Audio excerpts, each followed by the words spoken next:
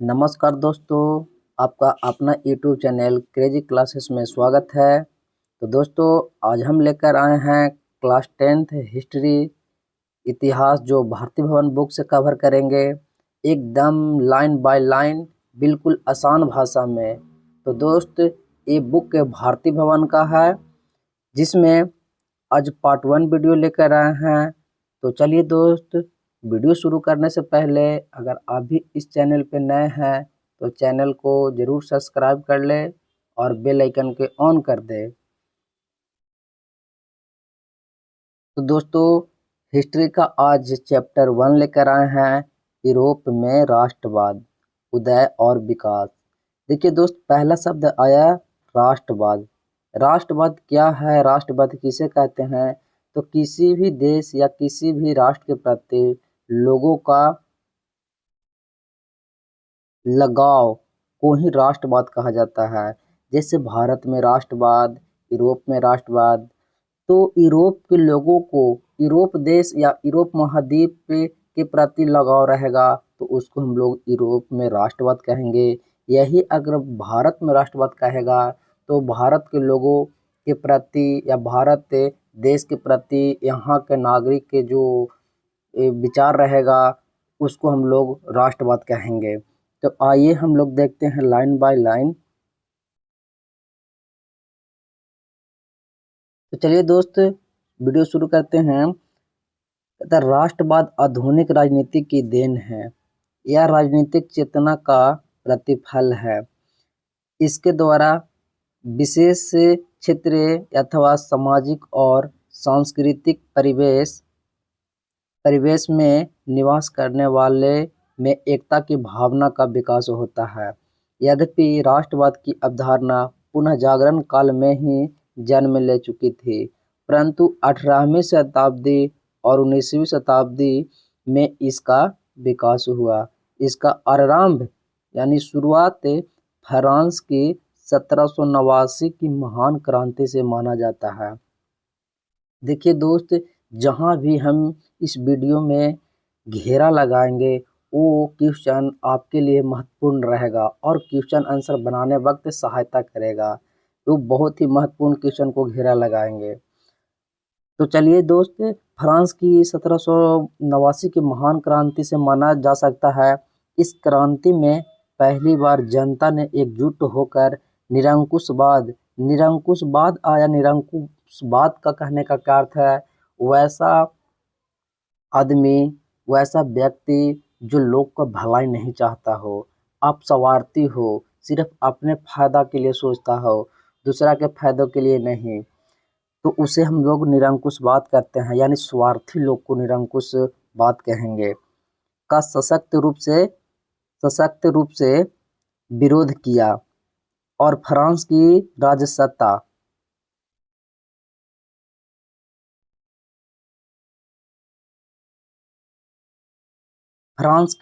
राजसत्ता का परिवर्तन किया। क्रांति के बाद कुछ समय के लिए यूरोप में प्रतिक्रियावादी तत्व प्रभावशाली हो गए, परंतु 1830 ईस्वी के पश्चात यानी बाद राष्ट्रवादी भावनाएं पुनः बलवती हो गई। फलस्वरूप 19वीं शताब्दी में यूरोप में क्रांतियों का दौर आरंभ हुआ। इसके साथ ही राष्ट्रवादी धारणा का विकास हुआ। देखिए दोस्त, एक नया शब्द राष्ट्रवादी आया। तो राष्ट्रवादी कहने का क्या अर्थ है? जिस जिस इंसान में या जिस मनुष्य में अपने देश के प्रति, अपने राष्ट्र के प्रति लगाव रहता है, उस व्यक्ति को हम लोग राष्ट्रवादी कहते हैं। जैसे आप लोग सुनते होंगे कि कोई आदमी के या कोई नेता लोग को कि हम राष्ट्रवादी हैं, यानी उनका कहने का मत है कि हम लोग राष्ट्र के प्रति समर्पित है, राष्ट्र के लिए मर मिटते हैं, हम लोग देश में लगाव है। तो चलिए आगे देखते हैं। जिसने जर्मनी और इटली के एकीकरण। देखिए दोस्त, एकीकरण एक शब्द है। एकीकरण कहने का अर्थ है कि बहुत सारे छोटे छोटे प्रांत, छोटे छोटे कस्बे, छोटे छोटे देश टूट कर एक अलग देश में बटे हुए होते हैं। तो उसी को एक आदमी, कोई भी ऐसा आदमी हो या कोई भी ऐसा नेतागण है जो, या कोई भी क्रांतिकारी हैं, वो जोड़-जोड़ को सोचते हैं कि सब राष्ट्र को हम मिलाकर एक कर दें, उसी को हम लोग एकीकरण कहते हैं। तो एकीकरण संभव कर दिया। पोलैंड, हंगरी, यूनान, उसी को नाम है ग्रीस में भी राष्ट्रवाद की लहर को समाहित हो गए।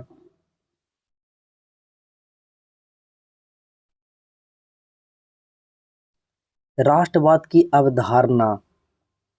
कहता राष्ट्रवाद का समान अर्थ लगाया जा सकता है अपने राष्ट्र के प्रति सोच और लगाव की भावना विकास करे। दोस्तों अभी जस्ट बताएं कि राष्ट्रवाद का अर्थ होता है अपने राष्ट्र या देश के प्रति लोगों का लगाव की भावना का विकास होना। कहता है भाषाई, नस्ली और आवासीय आधार पर राष्ट्र का निर्माण होता है।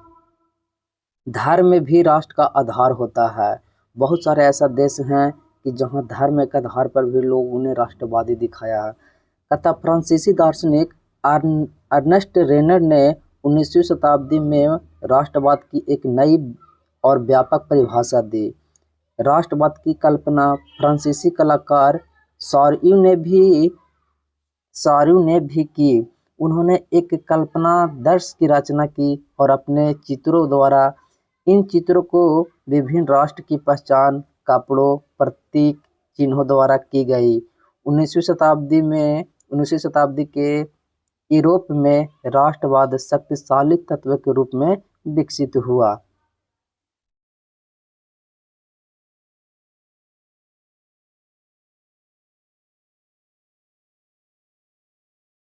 इसने बहुराष्ट्रीय एक शब्द आया।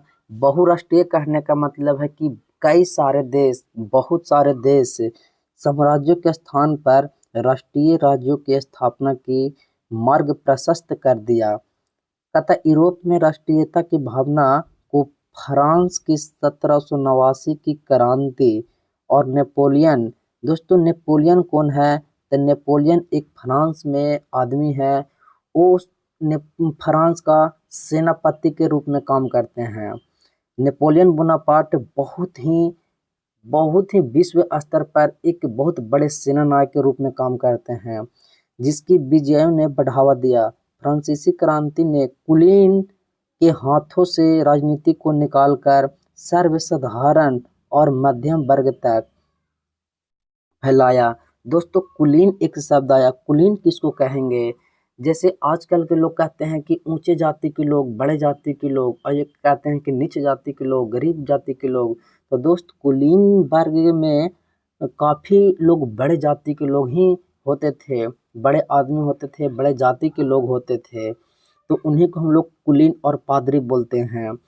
तो वहाँ की क्रांति ने ये सिद्ध कर दिया कि राजा रजवाड़े जो निरंकुशवादी तरह के लोग थे, उनके हाथों से सत्ता को निकालकर और सर्वसाधारण और मध्यम वर्ग तक फैलाना। तो आइए दोस्त आगे देखते हैं। यूरोप में राष्ट्रवाद। कहता यूरोप में जब राष्ट्रवाद हुआ तो क्या क्या चीज़ देखने को मिला। कहता राष्ट्रवाद की अवधारणा क्या है। फ्रांस में राष्ट्रवाद के प्रसार में नेपोलियन बोनापार्ट का योगदान क्या था। देखिए यही नेपोलियन बोनापार्ट ये फ्रांस में सेना नायक माने सेनापति के रूप में काम करते हैं। ये इनका योगदान बहुत ही महत्वपूर्ण है दोस्त, इनको अच्छा से पढ़ेंगे हम लोग। कहता 18वीं शताब्दी। दोस्तों एक बात आया शताब्दी, 18वीं शताब्दी। तो शताब्दी कहने का मतलब होता है दोस्त 100 साल यानी 100 वर्ष। देखिए अभी चल रहा है दोस्तों 2024। तो दोस्तों शताब्दी कहने का मतलब होता है 100 साल। तो अभी हम लोग 2024 चल रहे हैं, जो भी 2024 चल रहा है, तो हम लोग कहेंगे कि 21वीं शताब्दी है। 21वीं शताब्दी कैसे? अगर जो भी हम लोग को पहले 2 डिजिट हम लोग को देखते हैं, जितना अगर 20 है तो उसमें हम लोग 1 साल आगे बढ़ा के बोलते हैं कि 21वीं शताब्दी चलता है। अगर दोस्त यहाँ 2124 चलता तो हम लोग बोलते कि 21 की जगह 1 बढ़ाएंगे और बोलेंगे कि अब जो चल रहा है वो 22वीं शताब्दी चल रहा है। दोस्त हम समझते होंगे कि ये चीज़ क्लियर हो गया होगा। तो यूरोप में राष्ट्रवाद का निर्माण और उदारवादी राष्ट्रवाद। देखिए दोस्त, कभी कभी वर्ड आएगा उग्रवादी, सॉरी, उग्रवादी, और कभी कभी बात आएगा उदारवादी। उदारवादी। देखिए दोस्त, उग्रवादी कहने का मतलब है कि जो मार काट, गोली बंदूक, बम ये सब से बात करते हैं। और उदारवादी जो लोग होते हैं वो बात बात पे उन लोग लड़ते हैं। वो गोली बंदूक और बम पटाखे से सामना नहीं करते हैं किसी चीज़ को। हमेशा एक दूसरे को लड़ाई झगड़ा के अथी में नहीं रहते हैं। और उन लोग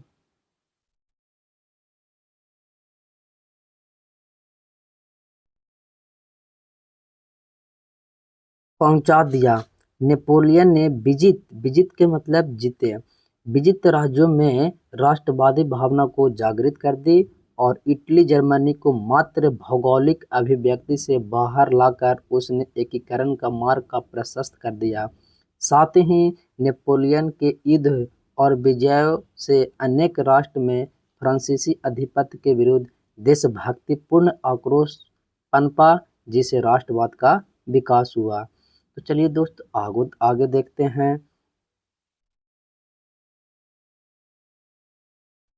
आइए दोस्त, अब यहाँ स्टार्ट होता है फ्रांस में राष्ट्रवाद। राष्ट्रवाद का बात जो था सब हम लोग समझा दिए कि राष्ट्रवाद क्या है, राष्ट्रवाद किसे कहते हैं। राष्ट्रवाद का अर्थ होता है किसी भी व्यक्ति के अपने देश या अपने राष्ट्र के प्रति सोच या लगाव प्रकट करता है, उसे राष्ट्रवाद कहते हैं। लेकिन फ्रांस में राष्ट्रवाद का विकास कैसे पनपा, कैसे उसका विकास हुआ, सो देखेंगे। आइए दोस्त, यूरोप में राष्ट्रवाद की स्पष्ट रूप से अभिव्यक्ति सबसे पहले फ्रांस, देखिए दोस्त ये घेरा मार रहा है, इंपॉर्टेंस है, फ्रांस में हुई। पूछेगा क्वेश्चन कि यूरोप में सबसे पहले राष्ट्रवाद का विकास किस देश में हुआ, तो आंसर होगा इसका फ्रांस।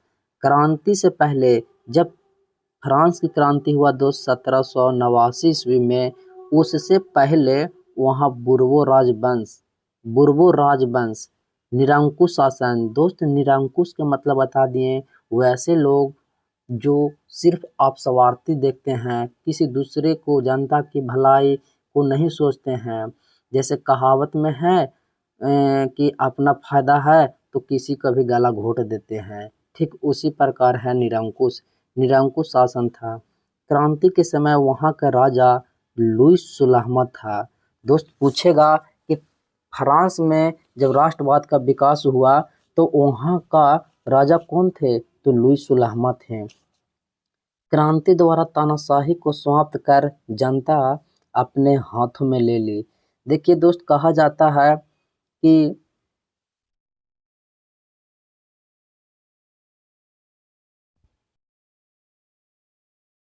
असत्य कब तक चलेगा, लास्ट में सत्य की ही विजय होती है। ठीक उसी प्रकार राजा के हाथों में न रही बल्कि जनता के हाथों में चली गई। जनता ही अब राष्ट्र की नीति निर्धारित करने वाली बन गई। क्रांति आरंभ होने के साथ ही क्रांतिकारियों ने राष्ट्रीय और सामूहिक पहचान की भावना जगाने वाले कार्य किए।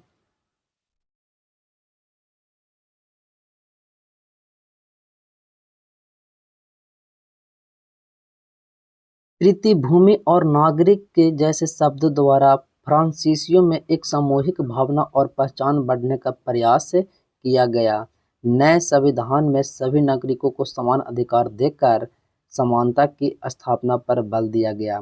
जैसे इसमें एक शब्द आया दोस्त, समानता। समानता क्या है? जैसे आज के डेट में अगर हम लोग सरकारी हॉस्पिटल में जानते हैं तो हम लोग को वहाँ ये चीज़ देख के नहीं किया जाता है कि ये अमीर लोग हैं इनका इलाज नहीं हो, ये गरीब लोग हैं इनका इलाज नहीं हो। ठीक सरकारी स्कूल में अगर एडमिशन होता है तो वहाँ गरीब के बच्चे भी पढ़ते हैं और अमीर के भी बच्चे पढ़ते हैं। तो मैंने भेदभाव का सामना वहाँ नहीं होता है। किसी प्रकार का भेदभाव नहीं होता है, उसी को बोला जाता है समानता। तो आइए दोस्त, फिर है राजवंशीय झंडा के स्थान पर राष्ट्र ध्वज। जैसे दोस्त बता देना चाहते हैं कि फ्रांस में वहाँ का राजा जो लुई 16वें थे, उस समय राजा के एक अपना झंडा था, राजवंशीय झंडा था, उसको हटाकर राष्ट्र ध्वज के रूप में एक नया फ्रांसीसी झंडा अपनाया गया था। ठीक है। अब आइए दोस्त आगे, कहता जो तिरंगा था पुरानी संस्था स्टेट्स जनरल के स्थान पर नेशनल असेंबली का गठन किया गया। देखिए दोस्त, जो घेर रहे हैं वो आपके लिए काफी इम्पोर्टेंट साबित होगा। क्वेश्चन आएगा कि फ्रांस में पुराने संस्था स्टेट्स जनरल के स्थान पर किस का गठन किया गया, तो आंसर होगा उसमें नेशनल असेंबली का गठन किया गया था। इसके सदस्यों को निर्वाचन की व्यवस्था सक्रिय नागरिक द्वारा की गई। नेशनल असेंबली अथवा राष्ट्रीय सभा राजशाही के समर्थन करने वाली समानती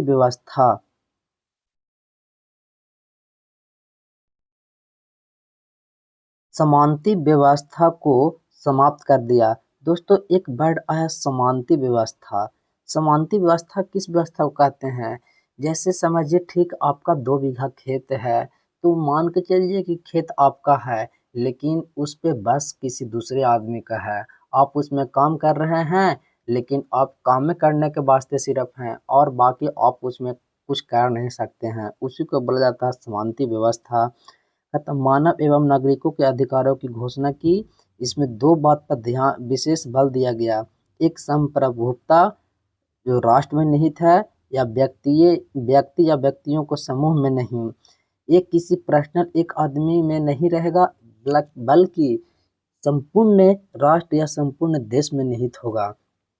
और दूसरा कहा गया है कि नागरिकों को स्वतंत्रता की रक्षा करना तथा उन्हें समान अधिकार देना राज्य का कर्तव्य होगा। कहने का मतलब है कोई भी देश ऐसा ना हो, कोई भी ऐसा राष्ट्र ना हो कि जो एक व्यक्ति को स्वतंत्रता दे दे और दूसरे व्यक्ति को स्वतंत्रता न दे, ऐसा नहीं हो। इसलिए नागरिकों को स्वतंत्रता की रक्षा तथा उन्हें समान अधिकार देना राज्य का कर्तव्य है। नेशनल असेंबली ने राजा के अधिकारों को सीमित कर संवैधानिक राजतंत्र। दोस्त एक वर्ड आया संवैधानिक राजतंत्र। संवैधानिक राजतंत्र कहने का मतलब है वैसा राज्य, वैसा देश जो संविधान के दायरे में काम करे, जो जो लिखा है बात कि सभी लोग को समान अधिकार दिया जाए, उसी को हम लोग संवैधानिक राजतंत्र कहते हैं। लेकिन कन्वेंशन ने राज्य तंत्र को समाप्त कर राजा रानी को मौत की सजा दी।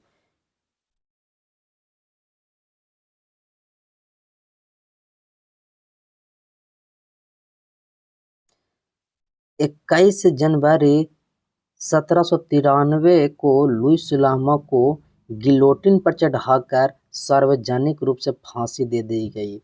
देखिए दोस्त, एक शब्द आया गिलोटिन। गिलोटिन क्या है? जैसे आप समझिए कि एक ऐसा है,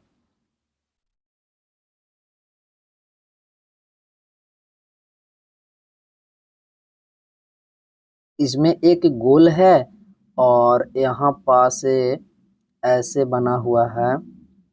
ये आपका बहुत भारी जो लोहे के जो बना होता है दोस्त, लोहे का बना है। एक यहाँ से इसको व्यक्ति को मुंडी इसमें घुसा दें और ऊपर से बहुत मतलब बोल सकते हैं इसको भारी और उसको तेज धार वाला लोहे को यहाँ रस्सी से सरका देते हैं और ये मुंडी पे कट जाता है। ठीक है, इसमें मुंडी में उसको अंदर कर देते हैं और ऊपर से रस्सी छोड़ देते हैं। ऐसा ही आकार का रहता है दोस्त गिलोटिन।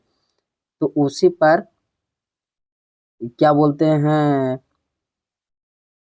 लुईस सुलामा को गिलोटिन पर चढ़ाकर और मौत का घाट उतार दिया गया था। वो भी किसी एक नहीं, सार्वजनिक रूप से, मतलब भरी हुई सभा में लाखों करोड़ों आदमी हैं और बीच में गिलोटिन पर चढ़ा के उनको फांसी दे दी गई। कुछ समय बाद रानी को भी फांसी दे दी गई। तथा क्रांति के दौरान प्रशासनिक व्यवस्था में सुधार कर एक समान कानून लाया गया। पूछेगा क्वेश्चन दोस्त कि समान कानून किस देश से लिया गया है, तो आंसर होगा फ्रांस। आंतरिक आयात निर्यात शुल्क समाप्त कर दिया गया। ठीक है, आंतरिक आयात निर्यात, आयात का मतलब है आना और निर्यात का मतलब भेजना। जैसे किसी वस्तु को हम लोग आयात निर्यात करते हैं, तो समझिए दोस्त कि आंतरिक, आंतरिक का मतलब अंदर। जैसे आप जिस जगह पे रहते होंगे, अगर बिहार में रहते होंगे, तो बताइए कि बिहार में ही एक जगह से दूसरे जगह, जैसे गया जिला से जाना है आपको पटना जिला, या पटना से जाना है गया जिला, तो आपको एक्स्ट्रा आपको शुल्क लगता था। तो वो बताइए कि ये चीज़ सही नहीं था। तो आंतरिक आयात निर्यात शुल्क को समाप्त कर दिया गया। माप तौल की इकाई पत्ती अपनाई गई। क्षेत्रीय भाषा के आधार पर फ्रेंच भाषा को प्रोत्साहित किया गया और राष्ट्रीय भाषा बन गई। पूछेगा दोस्त कि वहाँ का राष्ट्रीय भाषा क्या था, तो आंसर होगा फ्रेंच। आशा करते होंगे दोस्त कि बहुत अच्छा समझ में आ रहा होगा। जैसा भी होगा आप लोग कमेंट में ज़रूर बताएं। आइए आगे देखते हैं।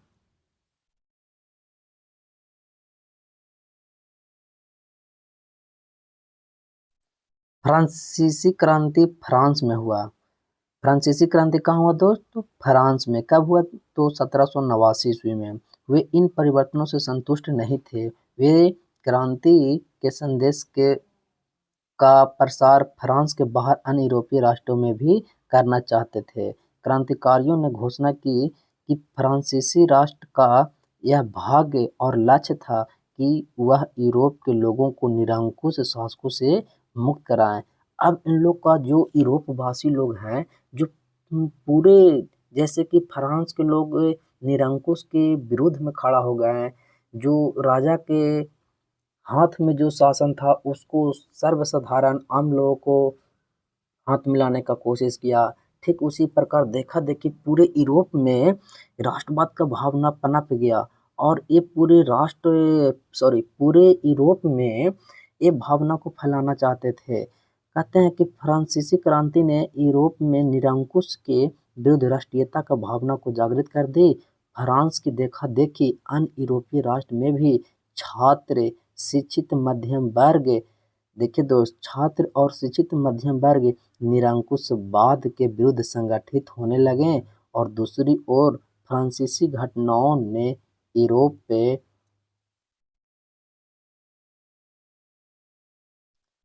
के निरंकुश शासकों के विरुद्ध खतरे की घंटी बजा दी।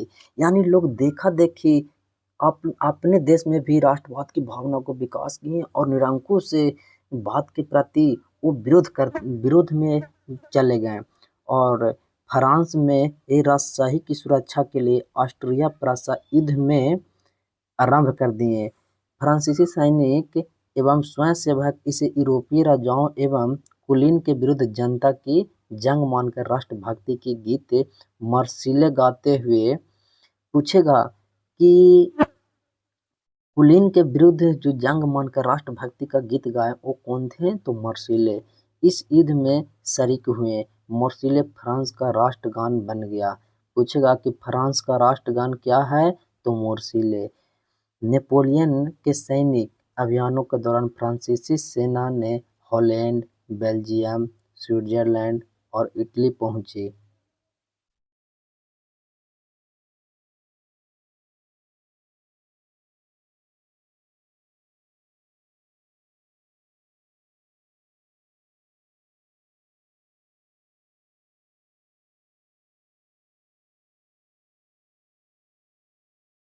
इस प्रकार फ्रांसीसी क्रांति ने यूरोप में राष्ट्रवाद का प्रसार किया।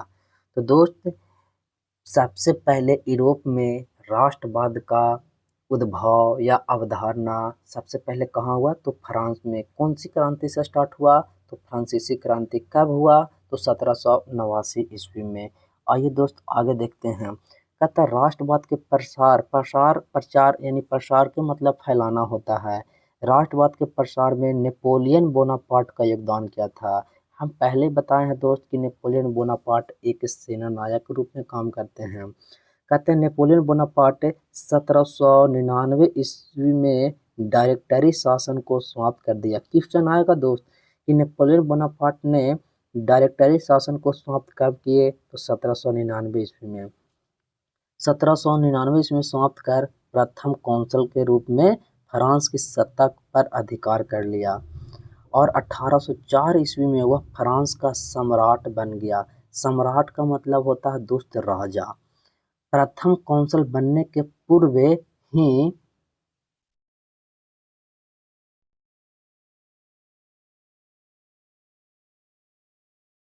उसने ऑस्ट्रिया को पराजित कर इटली के एक बड़े भूभाग पर अधिकार कर लिया। देखिए दोस्त, ये कौंसल नहीं बना है, प्रथम कौंसल तो 1804 में बना था, लेकिन उससे पहले ही ऑस्ट्रिया को हरा दिया था, ऑस्ट्रिया को पराजित कर लिया और एक इटली के बड़े ही भूभाग पर यह अधिकार कर लिया था। सम्राट यानी राजा के रूप में उसने ब्रिटेन के अतिरिक्त यूरोप के बड़े भाग पर अपना आधिपत्य स्थापित कर लिया। इसके साथ ही क्रांति का संदेश नेपोलियन के प्रभाव वाले यूरोपीय क्षेत्र में पड़ा। फ्रांसीसी आधिपत्य वाले राज्यों में भी वैसी ही संस्थाएं स्थापित हो गई जो फ्रांस में प्रचलित थी। देखिए दोस्त, फ्रांस में निरंकुशवाद के प्रति लोगों को विरोध करने लगे थे। ठीक उसी प्रकार फ्रांस पर आश्रित राज्यों में भी नेपोलियन संहिता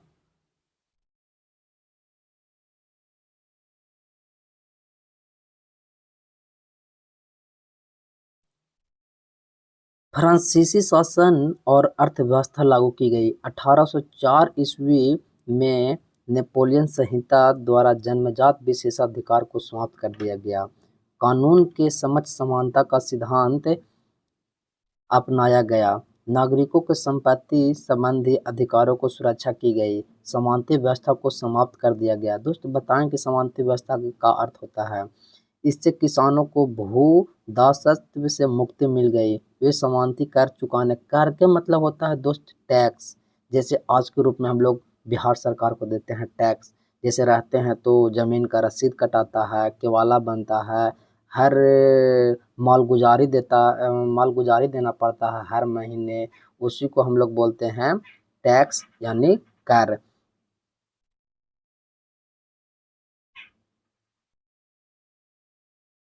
देखिए दोस्त, यही है नेपोलियन बोनापार्ट।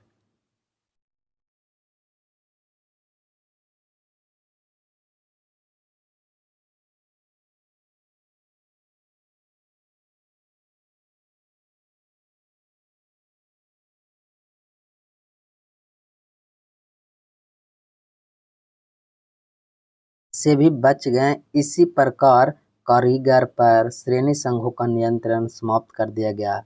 प्रशासनिक नियुक्ति में योग्यता को आधार बनाया गया। यातायात और संचार व्यवस्था में सुधार लाने का प्रयास किया गया। समान शुल्क, समान मापतौल की प्रणाली और एक मुद्रा के प्रचलन से व्यापार, वाणिज्य और उद्योग धंधों का विकास हुआ। इससे फ्रांस अधिकृत राज्यों में एक नई आशा जगी। वहाँ भी तानाशाही वहाँ भी तानाशाही के विरुद्ध आवाजें उठने लगी।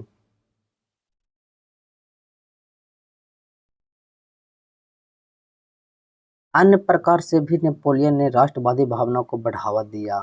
कहता है कि आराम में विजित राष्ट्रों एवं नगरों जैसे होलैंड, स्विट्जरलैंड, मिलान, वारसा इत्यादि में फ्रांसीसी सेना का उत्साहपूर्वक स्वागत किया गया। मतलब इतना अच्छा काम कर रहे हैं कि इनको लोग स्वागत कर रहे हैं। परंतु धीरे धीरे फ्रांसीसी प्रभुता और आधिपत्य के विरुद्ध देशभक्ति की भावना बलपती गई। यह भावना अत्यंत शक्तिशाली के रूप में सभी यूरोपीय देशों में पनपी तथा देशवासियों के प्रति एकता की भावना में परिलक्षित हुई। जर्मनी और इटली में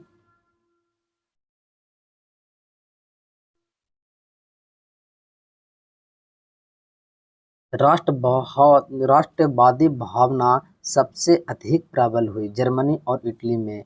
तथा दोनों देशों में फ्रांसीसी आधिपत्य के विरुद्ध असंतोष की भावना बढ़ने लगी।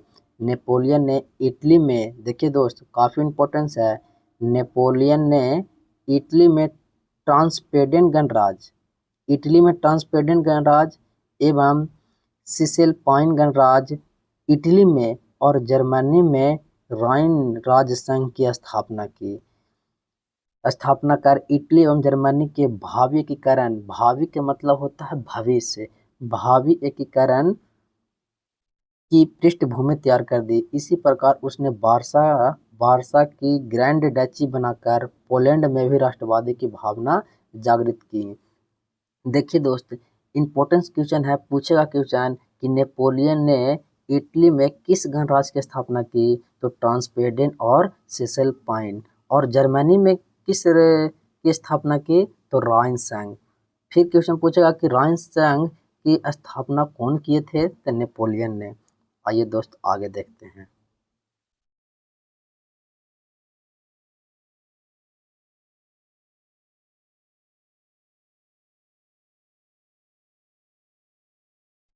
अठारहवीं शताब्दी में यूरोप में राष्ट्रवाद का निर्माण।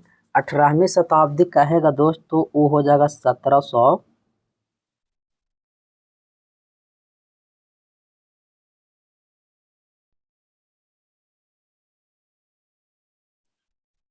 1700 से स्टार्ट होकर 1799 ईस्वी तक अगर रहेगा तो उसको हम लोग 18वीं शताब्दी कहेंगे। 18वीं शताब्दी में यूरोप में राष्ट्रवाद का निर्माण।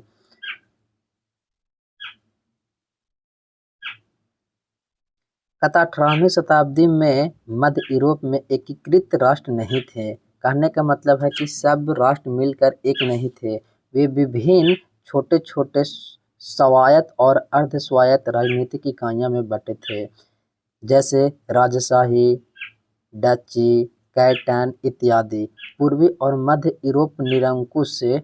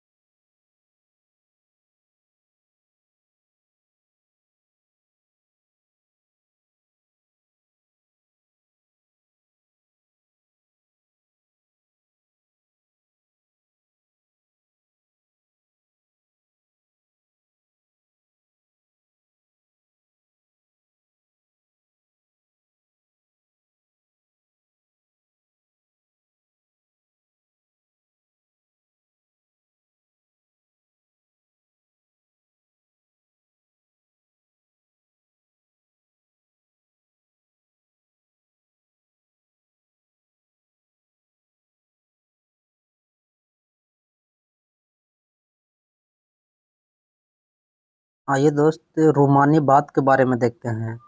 राष्ट्रवाद के विकास में रूमानीवाद का भी महत्वपूर्ण योगदान था। रूमानीवाद के अंतर्गत राष्ट्रवाद की भावना का विकास के लिए संस्कृति का सहारा लिया गया। अतः रूमानीवाद एक सांस्कृतिक आंदोलन बन गया। इसने एक विशिष्ट प्रकार के राष्ट्रवाद का प्रसार किया। कला, साहित्य, संगीत के माध्यम से राष्ट्रवादी भावनाओं को प्रकट करने का प्रयास हुआ। रूमानीवादी पंडितपंथी नहीं थे। उन लोगों ने भावनाओं, अंतर्दृष्टि और रहस्यमयवाद भावनाओं पर अधिक बल दिया। सामूहिक विरासत और संस्कृति को राष्ट्र को आधार बनाने का प्रयास किया गया। लोक कथाओं, भाषा, संस्कृत का सहारा लेकर जर्मनी और पोलैंड में राष्ट्रवाद को बढ़ावा दिया।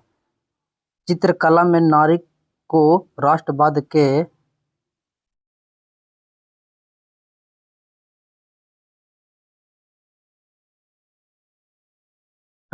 को बढ़ावा दिया। चित्रकला में नारी को राष्ट्रवाद के प्रतीक के रूप में चित्रित किया। जैसे फ्रांस में मारियान, याद कीजिएगा दोस्त, फ्रांस में मारियान और जर्मनी में जर्मेनिया।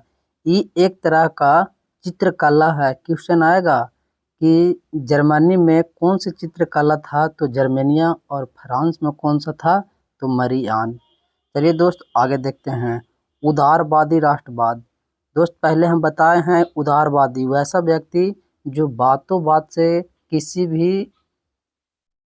भी प्रश्न को या किसी भी क्रांति को एक बातों बात करके साझा करते हैं, लड़ाई झगड़ा नहीं करते हैं, बम बारूद से बात नहीं करते हैं, उसे उदारवादी राष्ट्रवाद कहते हैं।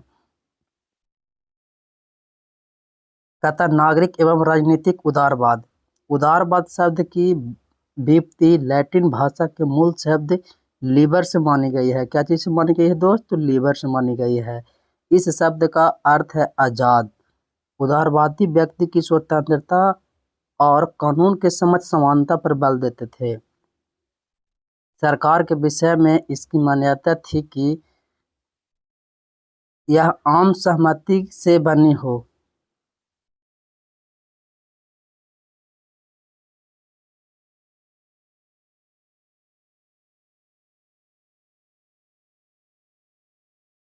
फ्रांसीसी क्रांति के बाद उदारवादियों ने निरंकुश राजशाही, कुलीन और पादरी के विशेषाधिकार को समाप्ति की मांग की। देखिए दोस्त पहले बताएं कि उदारवादी व्यक्ति ऐसा थे जो फ्रांसीसी क्रांति 1789 में जो निरंकुश से राज शासन चल रहा था, चाहे निरंकुश राजशाही जो था, उसको समाप्त करने की मांग कर रहे थे। यहाँ तक कि जो गरीब गुरबा, किसान, मजदूर, ये सब लोग जो कुलीन और पादरी लोग अत्याचार करते थे, उनको वो समाप्ति की मांग कर उठे थे उदारवादी लोग। उदारवादी निरंकुश राजतंत्र से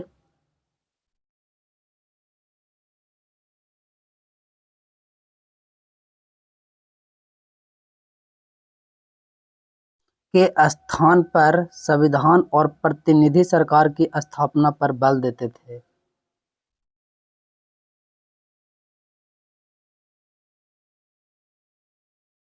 निजी संपत्ति कहने का मतलब है प्राइवेट, जो किसी व्यक्ति के पास होता है, गवर्नमेंट के पास नहीं होती है। निजी संपत्ति की सुरक्षा के अधिकार को भी ये मांग करते थे। इसी आधार पर फ्रांस में सिर्फ धनी व्यक्ति को ही मताधिकार दिया गया।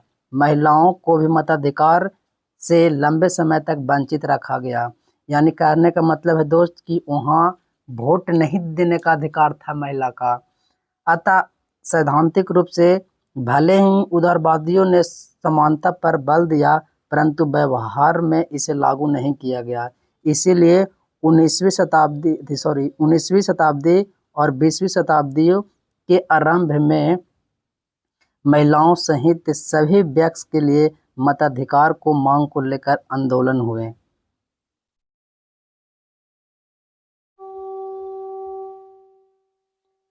राष्ट्रवादियों ने प्रेस की आज़ादी का मुद्दा भी उठाया। आर्थिक उदारवाद।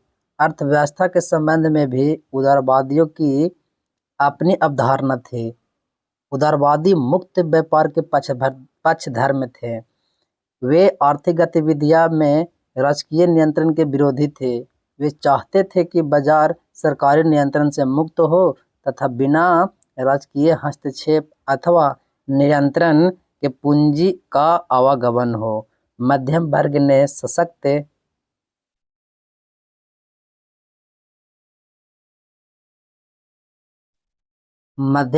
सशक्त रूप से इस मांग को रखा। इसका प्रमुख कारण यह था कि राजकीय नियंत्रण में व्यापारी को घाटा होता था।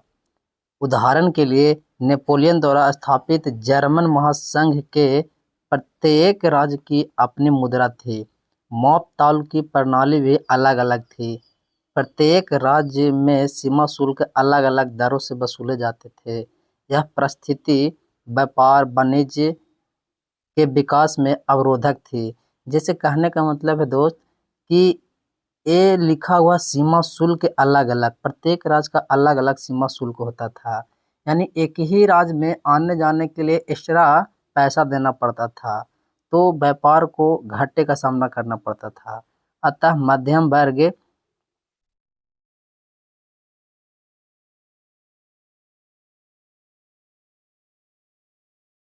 जिसके अंतर्गत वाणिज्यिक वर्ग भी था, एक ऐसे एकीकृत क्षेत्र की मांग कर रहा था जहां अबाध गति से व्यापारिक गतिविधियां चलाई जा सके। यानी कहने का मतलब है दोस्त, अबाध गति के मतलब है किसी भी प्रकार का कोई एक्स्ट्रा पैसा नहीं लगे, ताकि व्यापार खुशी खुशी अपना बिजनेस करे। ऐसा प्रयास 1834, देखिए दोस्त इम्पोर्टेंट देश है। ऐसा प्रयास 1834 में किया गया। परासा ने एक शुल्क संघ है जोल्बेराइन, क्वेश्चन पूछेगा दोस्त, पूछेगा कि जोल्बेराइन एक कैसी संस्था थी, तो एक शुल्क संघ थे। इस सबसे पहले कहाँ हुआ था स्थापना, तो परासा में। कब हुआ था, तो 1834 ईस्वी में। इसमें जर्मन महासंघ के सभी राज्य सम्मिलित हो गए, जिसके महत्व पर प्रकाश डालते हुए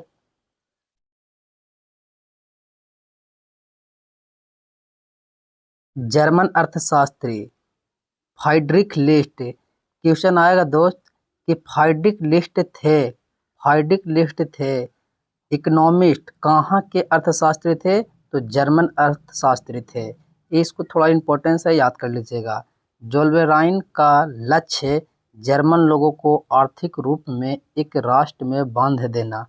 जर्मन लोग यह समझ गए हैं कि एक मुक्त आर्थिक व्यवस्था ही राष्ट्रीय भावनाओं के उन्नत होने का एकमात्र जरिया है। इस संघ की स्थापना का जर्मन राज्यों की अर्थव्यवस्था पर आशानुकूलन प्रभाव पड़ा। अब व्यापारी पूरे क्षेत्र में अनावश्यक शुल्क कहने का मतलब है एक्स्ट्रा पैसा देने से बच गए।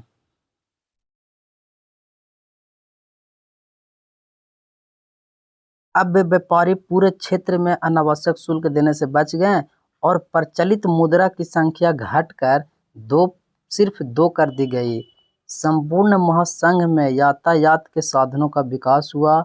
रेल लाइन के प्रसार से गतिशीलता बढ़ गई। इस प्रकार जोल्बेराइन ने आर्थिक हितों की सुरक्षा के कर राष्ट्रीय एकीकरण की प्रक्रिया को बढ़ावा दिया। आर्थिक राष्ट्रवाद ने व्यापक राष्ट्रवाद के निर्माण का मार्ग प्रशस्त कर दिया।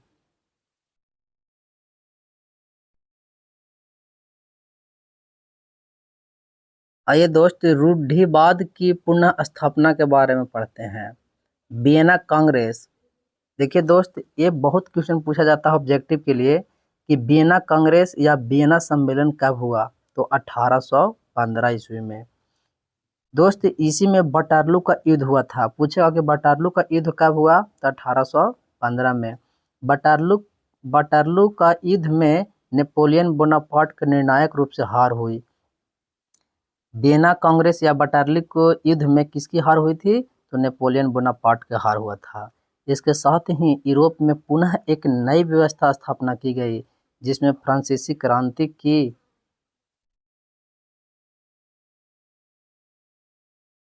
उपलब्धियों को बदलने का प्रयास किया गया। इसी वर्ष ऑस्ट्रिया की राजधानी वियना, देखिए दोस्त क्वेश्चन पूछेगा कि ऑस्ट्रिया की राजधानी कहाँ है, तो वियना है। वियना नगर में नेपोलियन को पराजित करने वाले प्रमुख राष्ट्र यानी ब्रिटेन, रूस और प्रूसिया और ऑस्ट्रिया के प्रतिनिधि का सम्मेलन आयोजित किया गया था। इसे वियना कांग्रेस कहते हैं या वियना सम्मेलन कहा जाता है। देखिए दोस्त, वियना कांग्रेस कहिए या वियना सम्मेलन कहिए, दोनों इसी का नाम है।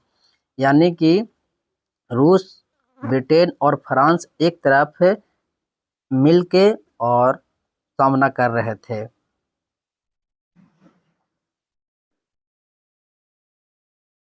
दोस्त, वियना सम्मेलन या वियना कांग्रेस जो सम्मेलन हुआ था या जो भी कमेटी बना था, उसकी अध्यक्षता कौन करा रहे थे, तो एक ऑस्ट्रिया के चांसलर थे। पूछेगा क्वेश्चन दोस्त कि ऑस्ट्रिया के चांसलर कौन थे, तो मेटरनिक थे। इसी सम्मेलन में वियना की संधि हुई थी।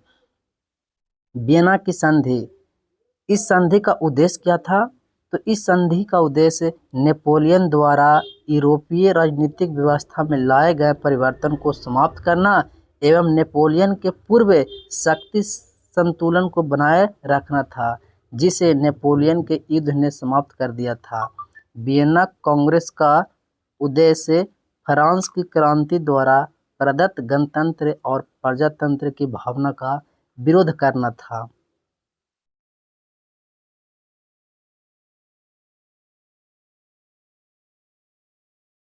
पुरातन व्यवस्था को पुनः स्थापना करना भी था।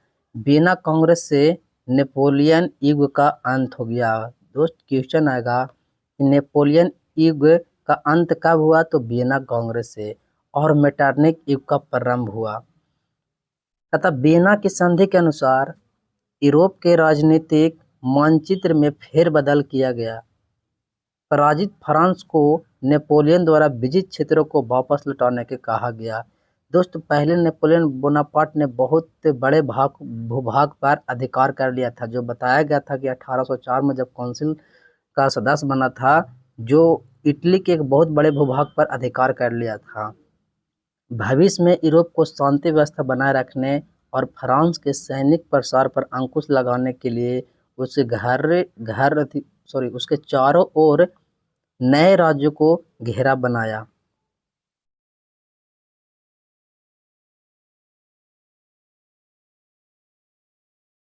प्रूसिया को उसकी पश्चिमी सीमा पर अनेक नए और महत्वपूर्ण क्षेत्र दिए गए।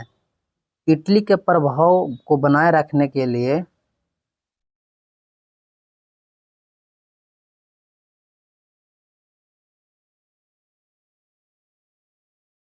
मेटरनिक ने उसे अनेक लघु राज, दोस्त लघु राज कहने का मतलब है बहुत ही छोटा राज्य में विभक्त कर दिया। सिसिली और नेपल्स बुर्बो वंश के सम्राट फर्डिनेंड को दे दिया गया। पूछेगा दोस्त, तो फर्डिनेंड जो सम्राट थे वो किस वंश से ताल्लुक रखते थे, तो बुर्बो वंश से। रोम तथा उसके निकटवर्ती राज्य पोप के अधीन कर दिया गया। लेम्ब्राडी और वेनेशिया पर ऑस्ट्रिया का प्रभाव स्वीकार किया गया। पार्मा, मोडेना और टस्कनी हैप्सबर्ग राजवंश को दे दिया गया। ये सब जो जगह था, पार्मा था, मोडेना था, टस्कनी था, हैप्सबर्ग राजवंश को दे दिया गया। जेनेवा और सॉन्डिया पिगमेंट के साथ संयुक्त कर दिया गया। रूस को पोलैंड का एक भाग दिया गया। वियना कांग्रेस में ब्रिटेन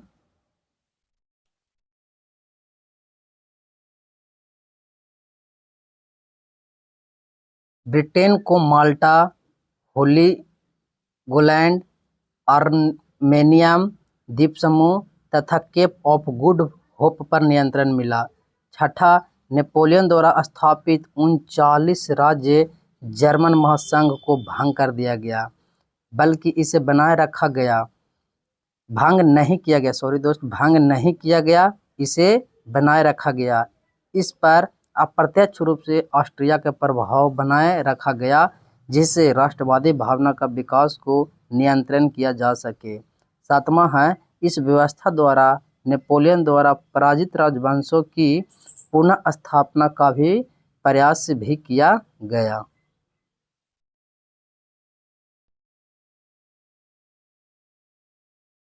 फ्रांस और स्पेन में बूर्बो राजवंश का राज स्थापित हुआ।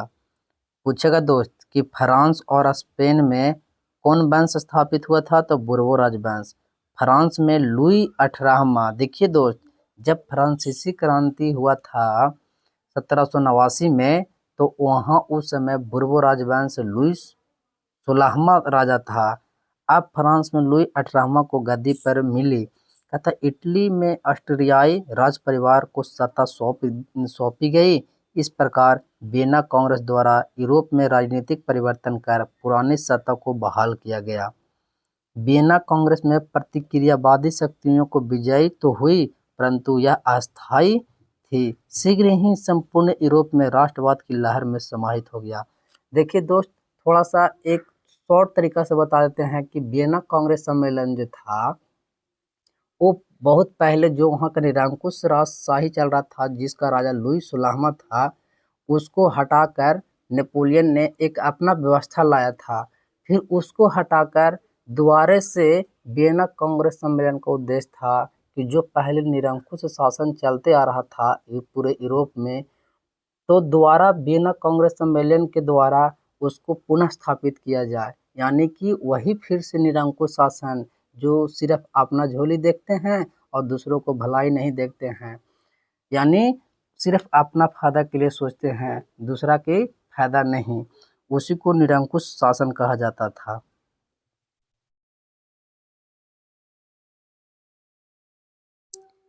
यूरोपीय कांस्टेंट्स। वियना कांग्रेस ने यूरोपीय कांस्टेंट की स्थापना भी की। इसके द्वारा 5 बड़ी शक्तियों ने सामूहिक रूप से विचार विमर्श द्वारा अंतर्राष्ट्रीय समस्या को समाधान और यूरोपीय शांति व्यवस्था को भंग होने से बचाए रखने का प्रयास किया।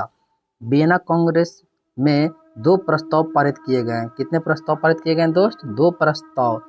एक है, रूस के जार अलेक्जेंडर ने पवित्र संघ की योजना। क्वेश्चन आएगा कि रूस का जार अलेक्जेंडर ने कौन संघ की योजना तैयार की थी, तो पवित्र संघ। और ऑस्ट्रिया के चांसलर मेटरनिक ने चतुर्राष्ट्रीय मैत्री योजना प्रस्तुत की। जार का मानना था कि यूरोप के सभी राजा एक दूसरे को भाई तुल्य हैं।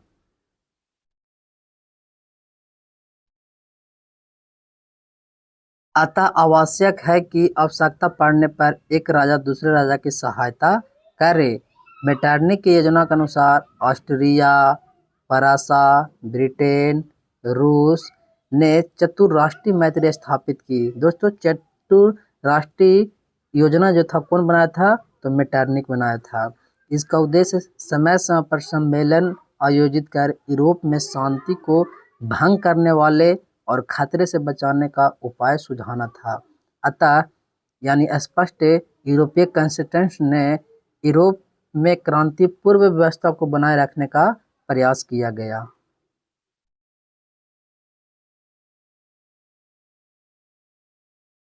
मेटरनिक व्यवस्था के बारे में देखते हैं दोस्त, क्या है मेटरनिक व्यवस्था। वियना कांग्रेस और उसके बाद दोस्त, वियना कांग्रेस के सम्मेलन कब हुआ था, तो 1815। वाटरलू का युद्ध कब हुआ, तो 1815। वियना कांग्रेस में किसकी हार हुई थी दोस्त, तो नेपोलियन बोनापार्ट की हार हुई थी। तथा उसके बाद यूरोपीय व्यवस्था को स्थापित करने में प्रमुख भूमिका ऑस्ट्रिया के चांसलर मेटरनिक का था। देखिए, वह घोर प्रतिक्रियावादी क्रांति के संदेश को कट्टर विरोधी पुरातन व्यवस्था बनाए रखने का समर्थक था। कौन? मेटरनिक। उसकी नीति का मूल मंत्र था, शासन करो और कोई परिवर्तन ना होने दो। बताइए दोस्त, ये वही व्यक्ति हैं, इनका जो पहले पुरातन व्यवस्था चलते आ रहा था, निरंकुशवादी शासन, ये उसी विचार के लोग थे। कौन? मेटरनिक। इनका कहना है दोस्त कि शासन करो और कोई परिवर्तन नहीं होने दो। यानी कि जो पहले से चलते आ रहा है उसी को अपनाओ, उसी को मानो और इसमें कोई बदलाव नहीं करना है। उसने जिस प्रकार की व्यवस्था यूरोप में स्थापित की, उसे मेटरनिक व्यवस्था कहा जाता है।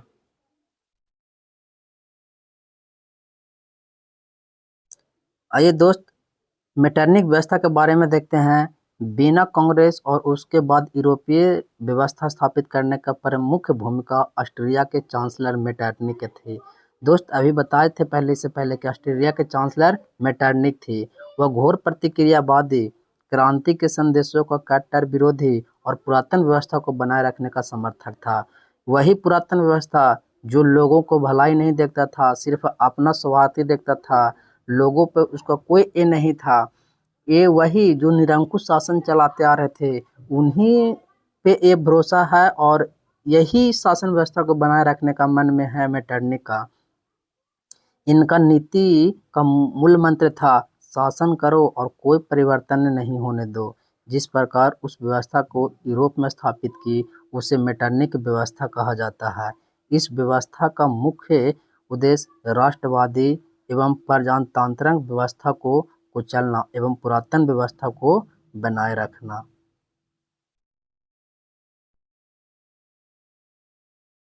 आइए दोस्त आगे देखते हैं। 1815 से 1848 के बीच यानी मध्य मेटरनिक ने यूरोप में राष्ट्रवाद संसदीय प्रणाली के विकास को रोकने का यथासंभव प्रयास किया।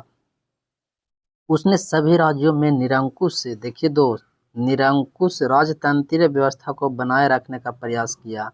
क्रांति के सिद्धांतों का प्रसार रोकने के लिए प्रेस पर कठोर प्रतिबंध लगाया गया। देखिए दोस्त, कहा जाता है कि किसी भी राष्ट्र या किसी भी देश की तीसरा आंख या तीसरा हाथ जो होता है सो प्रेस का होता है। अगर कोई भी सरकार अगर गलत कदम उठाया है, लोगों के प्रति कोई भी नियम लाता है, तो प्रेस वहाँ आवाज़ उठाता है। लेकिन ये व्यक्ति ऐसा था मेटरनिक कि वो प्रेस पर ही लगाम लगा दिया। अगर किसी भी ऐसा बात हो तो न तो फैलने देगा, न तो प्रचार होने देगा, तो आम जनता तक उस बात को जानकारी नहीं मिल पाएगा। तो सरकार विरोधी विचारों को कुंद करने का भी उद्देश्य से वैसे अखबार यानी पेपर, ये सब पुस्तकों, नाटकों, गीतों पर सेंसरशिप लागू कर दिया। दोस्त क्वेश्चन आएगा कि अखबार, पुस्तक, नाटक, गीत, सेंसरशिप को लागू किसने किया था? तो ये मेटरनिक होगा, जो ऑस्ट्रेलिया का चांसलर था।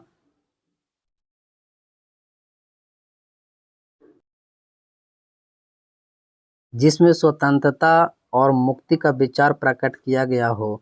ऑस्ट्रिया में जासूसों द्वारा नागरिक की गतिविधियों पर निगरानी रखी गई। मैंने किसी ही तरह के जासूसी हो उस पर कड़ी नागरिक रखता था, निगरानी रखता था, देखभाल करता था। विश्वविद्यालय यानी यूनिवर्सिटी के शिक्षकों और छात्रों को भी निगरानी में रखता था। ऑस्ट्रिया के ही समान जर्मनी, इटली में भी राष्ट्रवादी गतिविधियों पर अंकुश लगाया गया। काल से बाद के आदेशों द्वारा मेटरनिक ने उदारवाद के प्रचार पर रोक लगाया।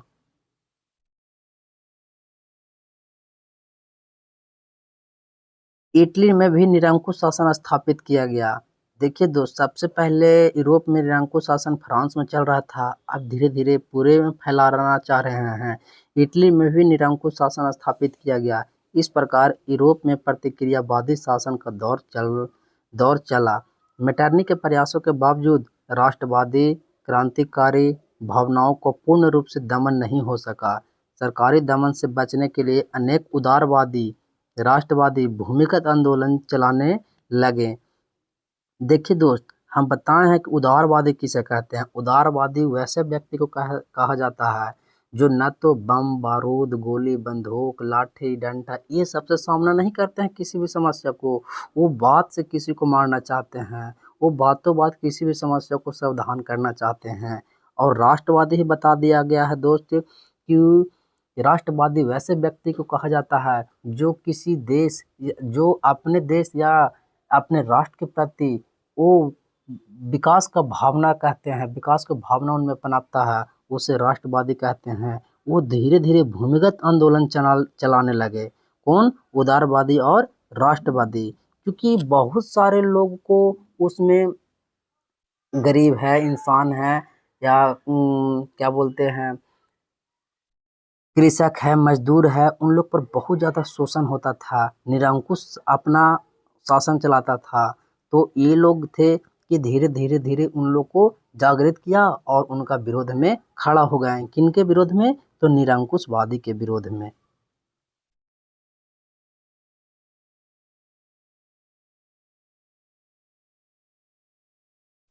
आइए दोस्त, गुप्त संगठन कहने का मतलब है कि किसी भी व्यक्ति को नजर में नहीं रहता है, चुपके चोरी जो संगठन या मीटी या कमेटी जो चलता है उसी को बोला जाता है गुप्त संगठन। गुप्त संगठन स्थापित कर क्रांतिकारियों को प्रशिक्षण दिया।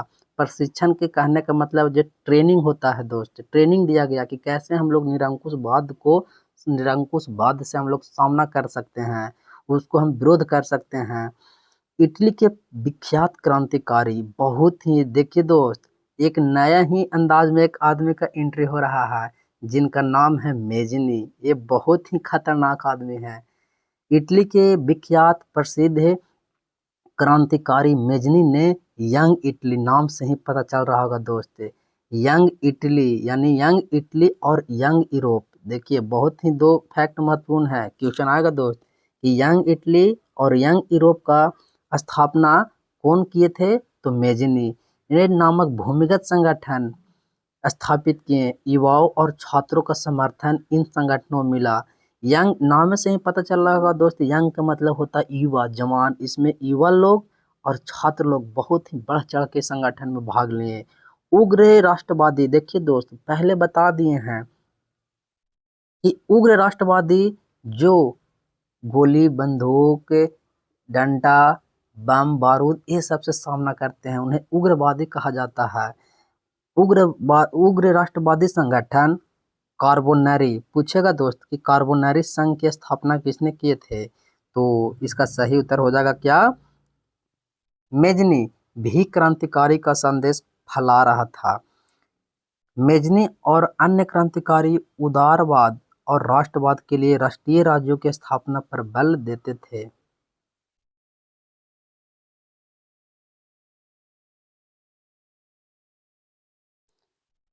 मेजनी के प्रभाव को देखते देखते मेटरनिक जो निरंकुश शासनवाद का समर्थन देते थे, और मेजनी जो सभी वर्ग के हितों जो आजाद करना चाहते थे कि सबका हक हिस्सा बराबर मिले, समानता का अधिकार मिले, यानी ये उदारवादी के थे और ये निरंकुशवादी थे।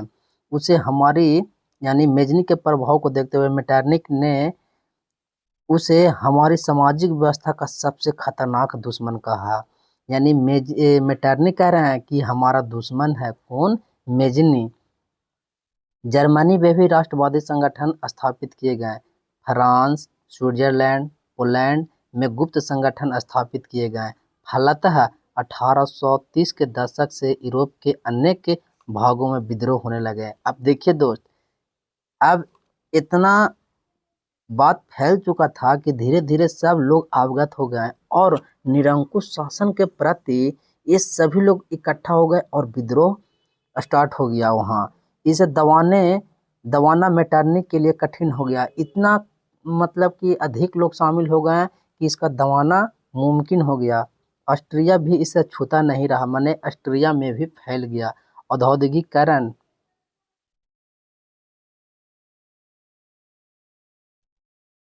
कारण नया सामाजिक वर्ग सामने आया जिससे बुजुर्गों वर्ग की प्रधानता थी। इस वर्ग निरंकुश शासन के विरोध अनेक प्रतिबंधों के बावजूद विरोध की ज्वाला प्रज्वलित करता रहा। फलतः ऑस्ट्रिया के महत्वपूर्ण नगरों जैसे हंगरी, बोहेमिया में विद्रोह की ज्वाला भड़क उठी। मेटरनिक राष्ट्रवाद और उदारवाद के उफान को रोक नहीं सका। पहले ही बताएं दोस्त कि इतना लोगों ने भाग लिया कि मेटरनिक को रोकना पॉसिबल नहीं था। मार्च 1848 ईस्वी में वियना में खुले संघर्ष के बाद मेटरनिक ने अपने पद से त्यागपत्र दे दिया। ऑस्ट्रिया छोड़कर वह लंदन भाग गया। इस प्रकार मेटरनिक व्यवस्था का अंत हो गया। कहा जाता है दोस्तों कि हमेशा सत्य की ही विजय होती है। आप कितने भी इंसान पर उसका मिस यूज कीजिए, आपको ऐसा समय आएगा कि लास्ट टाइम मैदान छोड़कर भागना पड़ेगा। ठीक उसी प्रकार मेटरनिक को भागना पड़ा विदेश। कहाँ भाग गए दोस्त? लंदन भाग गए।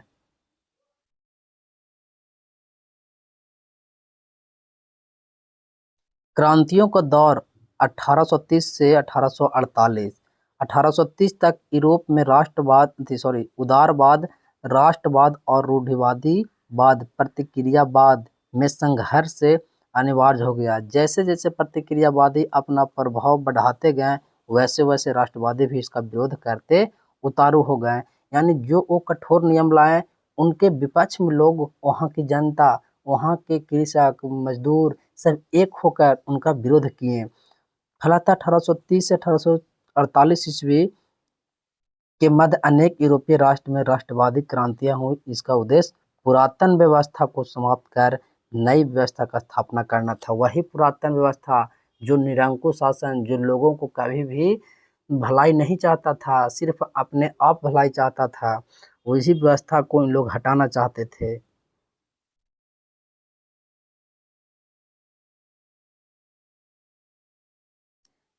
चलिए दोस्त, आज के लिए इतना ही। फिर मिलेंगे नेक्स्ट वीडियो में। अगर आपको वीडियो अच्छा लगा हो तो दोस्त लाइक करें और क्रेजी क्लासेस चैनल को सब्सक्राइब कर ले और अपने दोस्तों को पास शेयर जरूर करें।